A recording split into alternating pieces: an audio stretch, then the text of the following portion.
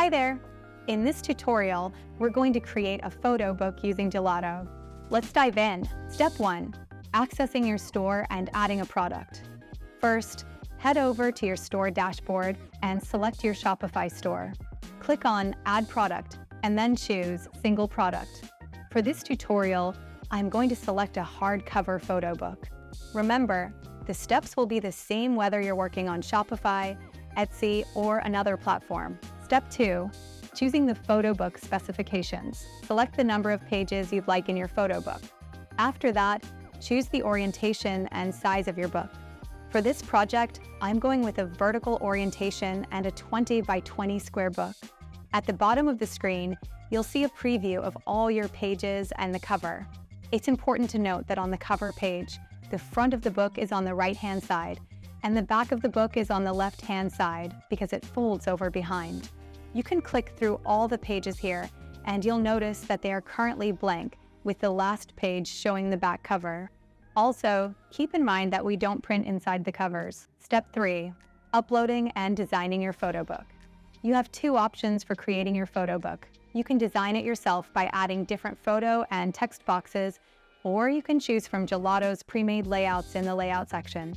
Today, I'm going to be making a children's book. I've already pre-designed my front and back covers using another editor, so I'm going to go ahead and upload that file directly. Next, I want my customers to be able to add a customized note on the book, so we'll add some text for a personalized message. Step 4. Enabling personalization. Once you're happy with the design of your book, you can enable personalization to allow your customers to customize certain aspects of your design, such as the font, text, and even upload their own images. To enable personalization, head over to the Personalize menu.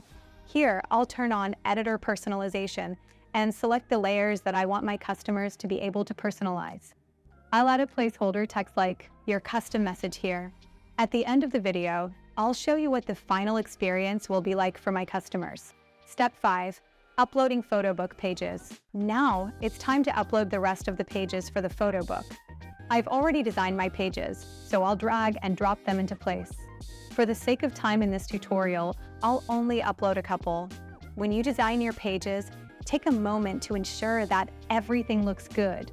Step 6. Finalizing and publishing your photo book. Once you're happy with how everything is looking, head to the mock-up stage to select the best visuals for your product. Then, move on to the product details where you can add a description, title, and set the price for your photo book. After everything is set, go ahead and publish your product. This is what my finished photo book looks like. Customers can customize the message to their liking. If they need more time to make a decision, they can save the design as a draft in your store. And that's it. Thank you for watching this tutorial. I hope you found it helpful. If you have any questions or run into any issues, feel free to leave a comment below. Happy creating!